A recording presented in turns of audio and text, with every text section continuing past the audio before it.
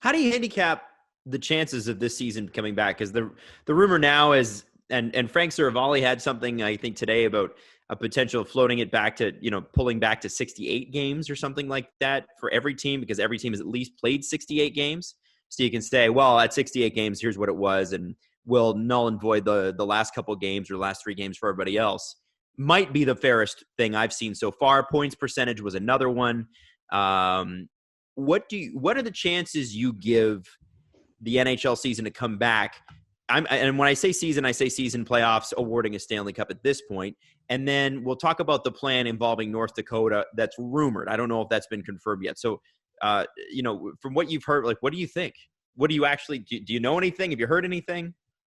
I'll have to show my work here. I am personally quite pessimistic about this, mostly out of the sporting context, mostly just, what I'm watching on the nightly news, CBC every night, what experts are saying about, how they think there could be, a second wave of this virus, some of the challenges and truly controlling it even after you start to flatten the curve. I just see a lot of logistical hurdles that are going to be difficult for any sports league to overcome and expect to play games by July. That being said, the people I talk to, I cannot, especially these last few days, guys, I'm stunned how confident behind the scenes the league seems to be that they're going to be able to play. And, I think it runs deeper than them just believing this because they're trying to keep their spirits up and they're trying to keep the light on here of hope and almost give themselves a reason to get out of bed every day and do what they do. I think that they must have some kind of information because they do have a virus specialist on as a consultant, gentleman that practice out of the hospitals in New York City. They must be getting something from the medical community that we don't know about that allows them to think, that they're going to be able to get back. I think at minimum, this requires point of service testing, that being tests that you can be done on the spot and virtually tell you if someone is positive for the coronavirus or not. I think it probably is going to involve the development of some sort of medication that lessens the results of this. I think we're all understanding before there's a true vaccine, that's probably going to be 12 to 18 months based on what the experts have said on that, but that maybe there could be a medication in the meantime that makes it so that if you contract the coronavirus, it's not as deadly, or it's not, because that's really the issue. Put you on a ventilator, right?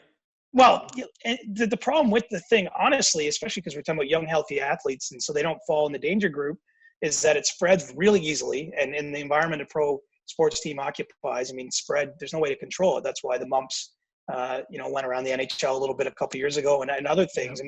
As much as they wipe down every service and those NHL dressing rooms, at least when I'm in there, are as clean as can be, it's still impossible to fully limit the spread. And the fact is, we still don't understand why it just kills people. A 20-year-old woman died in Alberta, I think last week, and didn't have underlying health conditions. And so the fact that it can still be deadly, obviously I think that the league is sensitive. It does not want to put players at risk.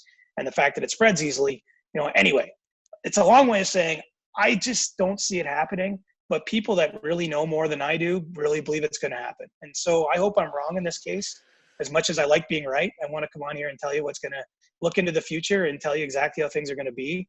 I expect July and August that I won't be covering hockey games in any way, shape, or form. But the NHL really believes there's going to be some, and let's hope they're right.